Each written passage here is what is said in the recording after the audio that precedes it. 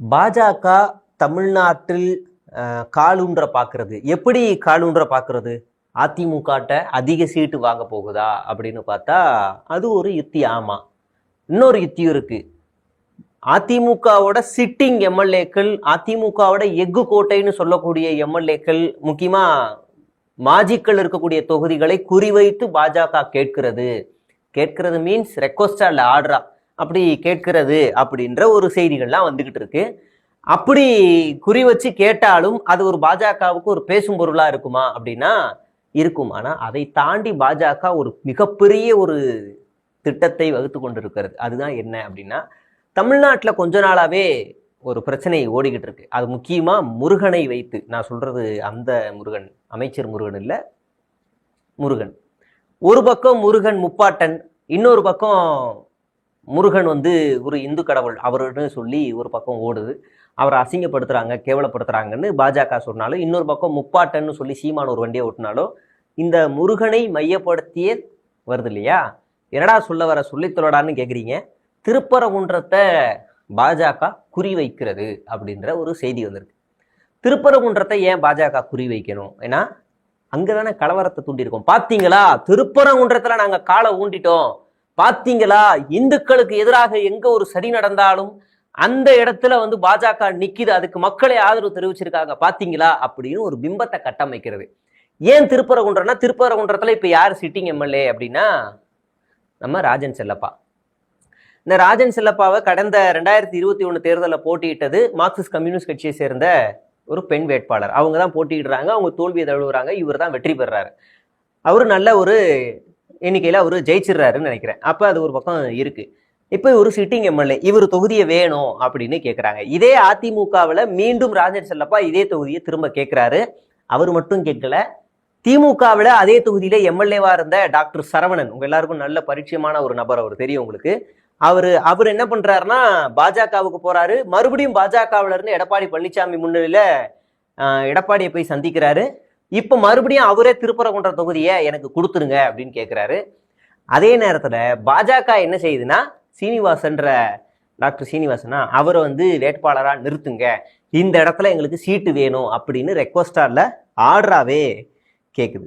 அப்பதான் இந்த தொகுதியை பத்தி ஒரு அனாலிசிஸ் நம்ம போக வேண்டியிருக்கு இல்லையா? அப்ப நம்ம பார்க்க வேண்டியிருக்கு என்ன அப்படின்னா, சமீபத்துல தமிழகம் மோடி கூட திருப்பரங்குன்ற விவகாரத்தை அழுத்தமா பேசுறாரு. அதாவது இந்துக்களை காப்பாற்ற ஒரு நல்ல ஒரு வாய்ப்பு கிடைக்கும், திமுக தவற விட்டு விட்டது, நீதிமன்றமே சொல்லியும் அதை விட்டுருச்சு. அது மட்டும் இல்லாம பாஜக தேசிய தலைவர் நிதின் நவீன் அவருமே திருப்பரங்குன்ற விவகாரத்தை மென்ஷன் பண்ணி அழுத்தமா சொல்றாரு. இதெல்லாம் கிராஸ் செக் பண்ணி நம்ம பார்க்கும்போது தான் இவங்க இந்த விஷயத்தை உள்ள கொண்டு வராங்க. அப்படி பார்க்கும்போது திருப்பரங்குன்றத்தினுடைய சிறப்பு பார்வை நம்ம பார்ப்போம். மதுரையின் முக்கிய அடையாளமாக விளங்கும் திருப்பரங்குன்றம் முருகன் கோவில், சர்வதேச விமான நிலையம், காமராஜர் பல்கலைக்கழகம், வடபழஞ்சி ஐடி பார்க் ஆகியவை அமைந்துள்ள பகுதியாக திருப்பரங்குன்றம் சட்டமன்ற தொகுதி அமைந்திருக்கிறது. மேலும் 2015ஆம் ஆண்டு அறிவிக்கப்பட்டு நீண்ட காலமாக கிடப்பில் கிடக்கும், என்னன்னு உங்களுக்கு தெரியும், ஒத்த செங்கலை நிப்பாட்டிக்கிட்டு வித்த காட்டிக்கிட்டு இருக்காங்கல்ல, அந்த எய்ம்ஸ். அதான் போன 2024 தேர்தலில் கூட அமித்ஷா 90% 99 நிறைவேறிடுச்சு அப்படின்னு அவுத்து விட்டு போனார். நம்ம இப்படி எட்டி பார்த்தா ஒரே ஒரு செங்கல் இருந்துச்சு, அதையும் நம்ம டெபுட்டி சிஎம் வேற எடுத்துட்டாரு, வேற கேஸ் வேற போட்டாங்க. அது வேற ஒரு பக்கம். அந்த எய்ம்ஸும் இதே தொகுதியில தான் அமைந்திருக்கிறது. திருப்பரங்குன்றம், திருநகர், ஹார்விப்பட்டி, அவினியாபுரம் ஆகிய முக்கிய பகுதிகள் மாநகராட்சியுடன் இணைக்கப்பட்டு இத்தொகுதியில் இடம்பெற்றுள்ளன. இது மாவட்டத்தின் 2வது பெரிய சட்டமன்ற தொகுதியாகும். அது மட்டும் இல்ல, தேமுதிக கட்சி துவங்கப்பட்டதையும் உட்பட பல்வேறு கட்சிகள் இங்க பெரிய பிரம்மாண்டமான மாநாடுகள்லாம் நடத்தப்பட்ட ஒரு தொகுதி தான் திருப்பரங்குன்றம். 2 முறை இடைத்தேர்தலை சந்தித்த தொகுதியாகவும் திருப்பரங்குன்றம் அமைந்திருக்கிறது. அடுத்து, இத்தொகுதியில் தனியார் பொறியியல் மற்றும் கலை அறிவியல் கல்லூரிகள் அதிக அளவில் செயல்பட்டு வருகின்றன. விவசாயிகள், அரசு ஊழியர்கள், தொழிலாளர்கள் உள்ளிட்ட பல்வேறு தரப்பினரும் பரவலாக வசித்து வருகின்றன. இதுல முக்கியமான சில பிரச்சனைகளும் இருக்குல்ல, தொகுதியில வளர்ச்சி இருந்தா சில பிரச்சனைகளும் காலங்காலமாக இருக்கும்ல, அந்த பிரச்சனைகளையும் நாம் சுட்டி காட்டுறேன். அதாவது வைகை பாசன கால்வாய் அமைக்கப்படாதது, நறுமண தொழிற்சாலை நிறுவப்படாதது, பூங்காக்களுக்கான குளிர்விப்பு கிடங்கு இல்லாமை, சர்வதேச நாடுகளுக்கான விமான சேவை விரிவாக்கம் செய்யப்படாது உள்ளிட்ட பல்வேறு பிரச்சனைகள் இப்பகுதியில் நீண்ட காலமாக உள்ளன. இந்த பிரச்சனைகள்லாம் இருக்கு. அதே நேரத்துல இங்க எந்தெந்த சமூக மக்கள் அதிகமா இருக்காங்க அப்படின்னா, முக்குளத்தோர் அதிக அளவிலும், அதற்கு அடுத்த நிலையில சௌராஷ்டிரா, முத்தரையர், கோனார், ஆதி திராவிடர் மற்றும் கிறிஸ்துவ சமுதாயத்தை சேர்ந்தவர்களும் பலரும் இந்த சமூகத்தை சேர்ந்தவங்க வச்சுட்டு வராங்க. அதே நேரத்துல நீங்க வந்து இந்த அதிமுகவை சேர்ந்த இந்த 2 பேர் சரவணனும் ராஜன் செல்லப்பாவும் சீட்டு கேட்குறாங்க. பாஜகவை சேர்ந்து சீனிவாசன் சீட்டு கேட்குறா. அப்போ திமுகவிலையும் இந்த மாதிரி யாரும் கேட்கலையா? ஆனால் இங்கே ஒரு 2 பேர் வந்து குவாட் பண்ணுறாங்க. அதாவது எங்களுக்கு இது சீட்டு கொடுங்க அப்படின்ற மாதிரி சொல்கிறதுல ஒன்று வந்து அங்கே இருக்கக்கூடிய திருமங்கலம் கிழக்கு ஒன்றிய செயலாளர் தங்கப்பாண்டியனுடைய மனைவி, அவங்க கிருத்திகா வந்து மகளிர் அணி அமைப்பாளராக இருக்கிறாங்க. அவங்க இந்த சமீப காலத்தில் திருப்பரங்குன்றம் சுற்றி இருக்கக்கூடிய பகுதிகளில் களப்பணிகள்லாம் நிறையவே செஞ்சு ஒரு அறிமுகமாக மக்களுடைய அறிமுகத்தை நல்லாவே பெற்று இருக்கிறாங்க. அவங்க 2021 தேர்தலில் போட்டியிடுவார், அவர் தான் போட்டியிடுவாங்க, அவருக்கு தான் சீட்டு கொடுப்பாங்கன்னு சொல்லப்பட்டிருந்துச்சு. அப்போ தான் கூட்டணி கட்சிக்கு இது எல்லாமே மாற்றப்படுது. அப்போ கூட்டணி கட்சியில் தான் அவங்க பொன்னுத்தாயின்ற மார்க்சிஸ்ட் கம்யூனிஸ்ட் கட்சியை சேர்ந்த தோழர் அவங்க நிற்கிறாங்க. அடுத்ததாக வந்து கிருத்திகா தங்கப்பாண்டியன் கடந்த சில ஆண்டுகளாகவே அவங்க வந்து களப்பணிகள்லாம் செஞ்சுக்கிட்டே இருக்கிறாங்க. அது மட்டும் இல்ல, அதே நேரத்துல திமுகவினுடைய ஏர்போர்ட் பாண்டியன் அவருமே இதே தொகுதியை கேட்டுட்டு இருக்காரு. அவருக்கும் ஓரளவுக்கு அங்க செல்வாக்கு எல்லாமே இருந்துட்டு தான் இருக்கு. ஆக இப்ப என்ன நடந்திருக்குன்னா, திமுகவிலையும் 2 பேர் அந்த தொகுதியில கேட்டுக்கிட்டு இருக்காங்க. அதிமுகவில் 2 பேர் பாஜக ஓப்பனாவே திருப்பரங்குன்றத்தை குடு அப்படின்னு கேட்டுக்கிட்டு இருக்கு. இப்போ வர தேர்தலில் அது என்ன நடக்கும்னு நமக்கு வந்து தெரியாது. திமுக வந்து மீண்டும் மார்க்சிஸ்ட் கம்யூனிஸ்ட் கட்சி கொடுக்குதா, இல்லை விசிகாவுக்கு கொடுக்குதா, இல்லை வேற ஏதாவது கூட்டணி கட்சிகளுக்கு அந்த இடத்துல கொடுக்குதா அப்படின்னு தெரியாது. பாஜக அங்கே என்ன தேர்தல் பிரச்சாரம் பண்ண போகுது நமக்கு தெரியும். என்னன்னா, இந்து விரோத கட்சி தான் திமுக, இந்து விரோத கட்சி தான் அவங்களுடைய கூட்டணி கட்சிகள், இந்துக்களுக்கு எதிரானவர்கள் அப்படின்னு ஓப்பனாவே பிரச்சாரம் பண்ணி தான் அந்த இடத்துலயே அவங்க வந்து சீட்டை கேட்கறதுக்கான வேலைகள் எல்லாத்தையும் பண்றாங்க. கொஞ்ச நாளைக்கு முன்னாடி பழனியில இப்படிதான் வேலையை காமிச்சாங்க, பப்பு வேகலை அடிச்சு விரட்டி விட்டாங்க.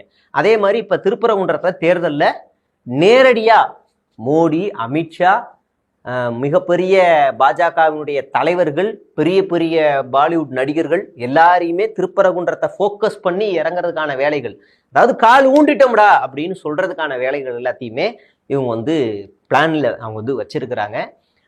எனக்கு தெரிஞ்சு தமிழ்நாட்டுக்கு இனி மோடியும் அமித்ஷாவும் வரக்கூடிய எண்ணிக்கைகள் ஒரு மாதத்துக்கு 2 அப்படின்ற எண்ணிக்கைகள்ல அதிகமாகக்கூடிய இருக்கு அப்படின்னு நமக்கு தெரிய வந்திருக்கு.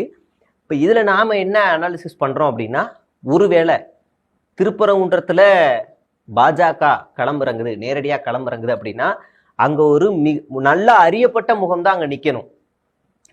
நல்லா அறியப்பட்ட முகம்னா நான் அது எனக்கு யாரெல்லாம் எனக்கு தெரியாது, அவங்க யார் வேணாலும் நிப்பாட்டிக்கிட்டோம். ஆனா பாஜகவை ஓடக்கூடிய ஒரு நபர் தான் அங்க நிக்கணும். பாஜகவை சித்தாந்த ரீதியாக, பாஜகவை கொள்கை ரீதியாக ஓடுற ஒரு ஆள் தான். அதே நேரத்தில் அங்க மக்கள்கிட்ட அதிக அளவுல செல்வாக்கு இருக்கிற ஒரு நபரை அவங்க அனாலிசிஸ் பண்ணி அடிச்சு ஓட விடுறதுல அவங்க அந்த இடத்துல இருக்கணும் அப்படிங்கிறது தான்.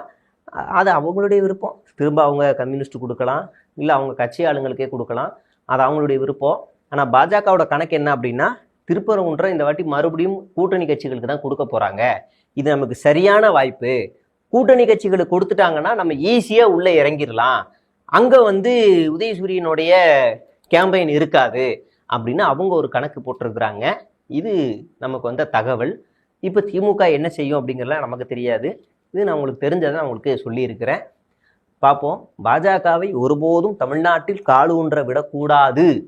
அதற்கு துணையாக இருக்கும் அதிமுகவோ தாவேகாவோ, சரி தாவேகாவோ இல்லை வந்து பாமகவோ இல்லை டிடிவி தினகரனோ யாராக இருந்தாலும் சேர்த்து ஓட விட வேண்டிய இடத்தில் இன்னைக்கு நாம் இருக்கோம். காலை ஊண்டிட்டானுங்கன்னா ஒன்றும் பண்ண முடியாது. ஒரு அற்புதமான ஒரு நல்ல தொகுதி, அந்த தொகுதியை காவிகிட்ட கொடுத்து கலவர பூமியாக மாற்ற விடக்கூடாது. அதுக்கு இந்தியா கூட்டணியில் இருக்கிற கட்சிகள் ரொம்ப தெளிவாக யோசித்து அந்த தொகுதியை முக்கியமாக கான்சன்ட்ரேட் பண்ணி தேர்தலை களம் காணணும் அப்படின்னு நான் அந்த காணொலியில் கேட்டுக்கிறேன். தொடர்ந்து பேசுவோம். நன்றி, வணக்கம்.